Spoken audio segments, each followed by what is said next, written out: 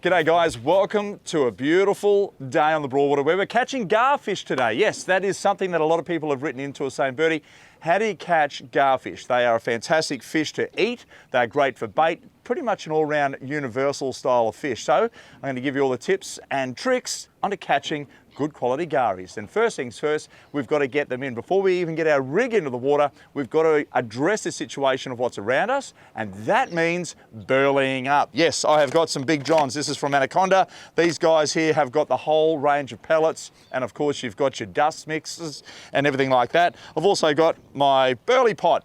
That's right, everything's going to go into here. We'll put that onto a leash, drop it over the side of the boat, burley it up, and fingers crossed they come on in. Speaking of come on in, well, this has got to go into there. Let's get cracking.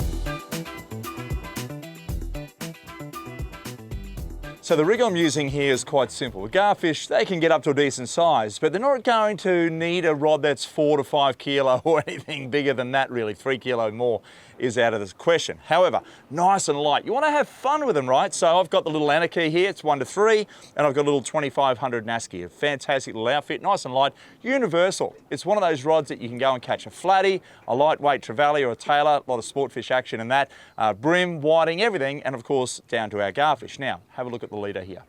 I've got a float up top. These floats are really, really cool in the sense that you can actually put a little Lumo tube in that if you want to fish at night time to see when it's going under. It's got a weight at the bottom, therefore it's going to sit upright.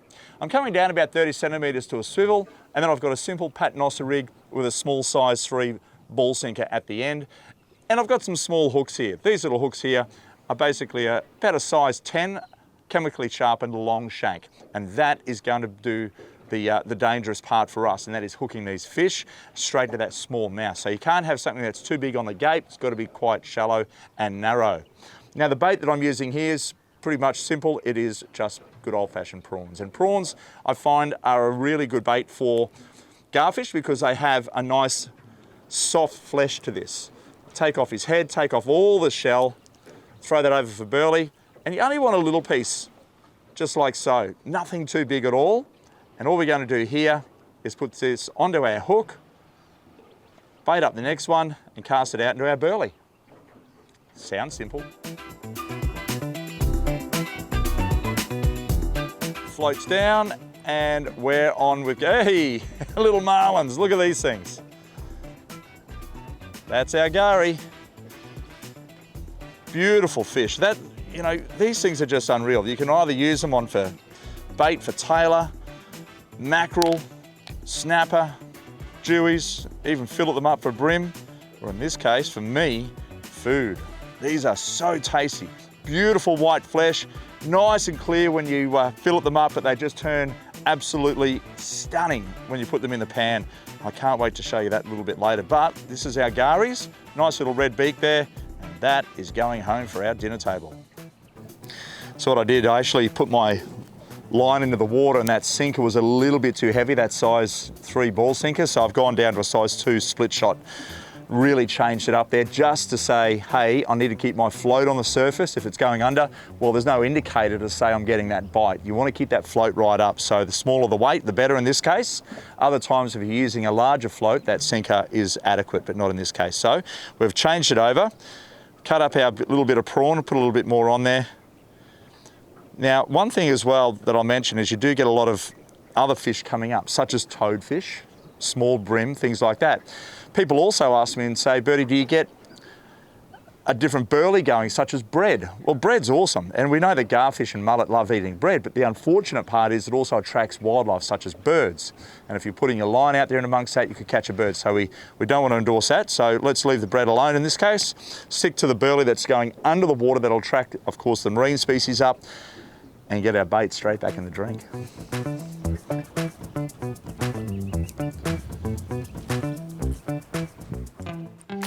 go. Once that burley starts to work, it really doesn't take too long for it to start to fire up. This is something I definitely don't want. It's a small dart. Not the dart, that's actually a queenfish. My apologies. I love catching these up in the territory around the Gulf, off Weeper, all those spots there. Got some nasty spines on them, have a look at that. Wicked, they go left to right, port to starboard. You don't want that going onto you. And down around the anal fins down here as well. So if you come in and grab the fish like you normally do, yeah, you'll end up with a couple of nasty spikes, and they sting like sin. Anyway, get our bait back out there and get back into it. See you later, Mr. Queenfish. Here we go. You can see them right there. Right there, look at that. Another gary, beauty. It's on, young and old. Woohoo! Great fish. That's why you need those little hooks, because they only got little mouths. If you have a look at that, tiny little mouth. And it's weird, isn't it? Like, you know, the marlins and all that sort of stuff have the beak on top with a mouth underneath, but these guys are opposite. So for us, we need to have that real small hook, and that's going to make the difference for us. Another one for the table. So all I'm going to do here, my burley is being dispersed perfectly, right? Lots there. So I'm just going to push that back in, give it a shake. When I give it a shake, all the garfish are coming around here. Now there's a few toadies starting to turn up, and I don't really want those, so I'm going to bail those things over here. Get off there. And with the prawn head, shuffle that way. They'll all bugger off over there. Leave a nice clean little patch here for the garies. And another thing that I can show you guys as well, I'm not going to put that in the water yet, is this. This is tuna oil. Totally fine for the ocean, but a little bit of that in the water. What that's going to do now is smoothen it out. Really make it look quite cool. And I'll be able to see through the water to where the fish are. And all you have to do then is cast your line straight into the drink. So we can see them out there. Out we go. Super quick, super simple.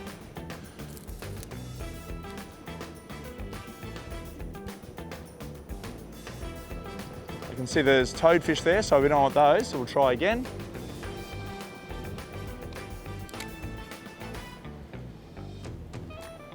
Watch the float. And we're on. And another beautiful gary.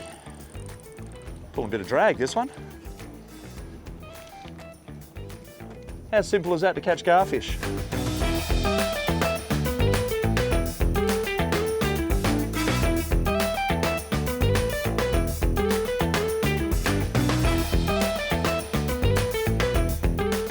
So, areas to fish for your garies is of course around weed beds.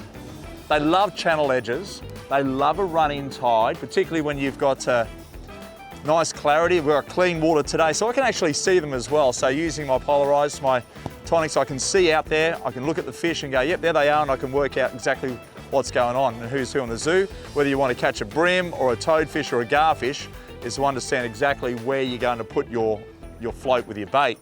So we're just working these little areas again. Same deal. Nice one. These fish actually, they grow quite large as well. You'll get them right up around that, whew, come here mate. You'll get them right up around that size and as thick as a couple of fingers. And they are sensational on the mackerel, but I tell you what, at that size again, beautiful to eat. Come here buddy. Another nice gary. I'll take him home with his mates.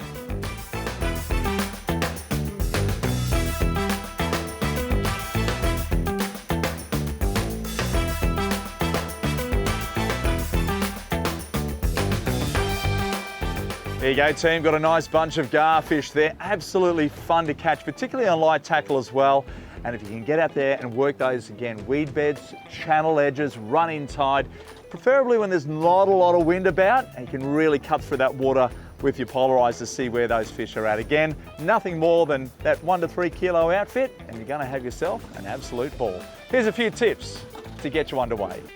Now I choose to use a 1 to 3 kilo Shimano spin stick. Nothing too heavy, they're only small fish, you want to have fun. 2 size 10 hooks. Paternoster rigs, make sure they're chemically sharpened. Pieces of peeled prawn, nothing too big, they've only got small mouths. Now fish the shallow, clean water channels. I love the run-in tide. Burley up with some Big John Burley mix and fish away. And remember the polarized glasses. Good luck. And of course, thanks for watching Step Outside YouTube channel for lots of cooking and fishing action. Like, subscribe, and of course comment for more catches like this and cooking recipes.